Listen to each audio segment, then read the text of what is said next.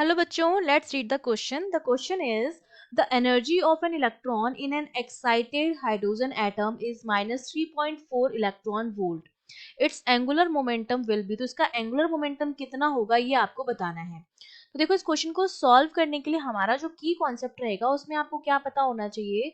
सबसे पहले तो जब हम बोर पोस्टुलेट्स पढ़ते हैं, बोर मॉडल में बोर की जो पोस्टुलेट्स पढ़ते हैं उसमें एक पोस्टुलेट हमने ये पढ़ा था कि जब इलेक्ट्रॉन न्यूक्लियस के चारों तरफ एक सर्कुलर पाथ में रिवॉल्व करता है इस तरह से, तो जो उसका एंगुलर मोमेंटम होता है L which is equals to mvr, that is the integral multiple of h upon 2 pi. वो क्या होता है, क्वांटाइज्ड होता है और वो इंटीग्रल मल्टीपल होता है h अपॉन 2 पाई का, मतलब n times of h upon 2 पाई.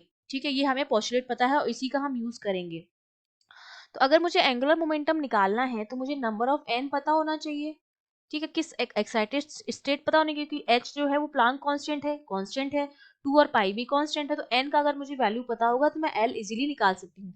अब एन हम कहाँ से निकालेंगे, हमें एक्साइटेड स्टेट में एनर्जी दे रखी है. हम जानते हैं कि हाइड्रोजन एटम के लिए किसी भी एक्साइटेड स्टेट में एनर्जी जो होती है that is given by -13.6 Z square upon N square, जहां पर जेड एटॉमिक नंबर होता है, हाइड्रोजन के लिए जेड जो होता है 1 होता है, और एन की वैल्यू हमको निकालनी है और ई एन की वैल्यू हमको गिवन है. तो ये हो जाएगा -3.4 equals to -13.6 upon N square.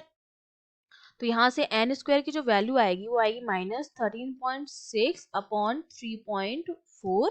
इसको जब हम सॉल्व करेंगे तो n की जो वैल्यू हमें मिलती है, क्योंकि ये आता है 4 और 4 का रूट जो आएगा वो आएगा 2, तो n इक्वल्स टू हमारे पास 2 हमें मिल गया है. तो अब मैं इजीली एंगुलर मोमेंटम निकाल सकती हूँ. मेरा जो l हो जाएगा वो है एन एच अपॉन 2 पाई.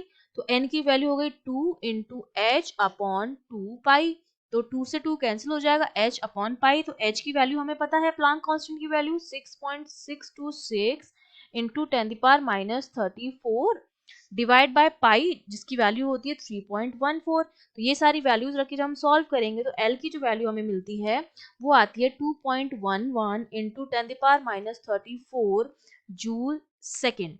तो हमारा जो आंसर हो जाएगा वो हमारा कितना हो जाएगा, सी ऑप्शन जो हो जाएगा वो हमारा बिल्कुल करेक्ट हो जाएगा. I hope you understood well. All the best.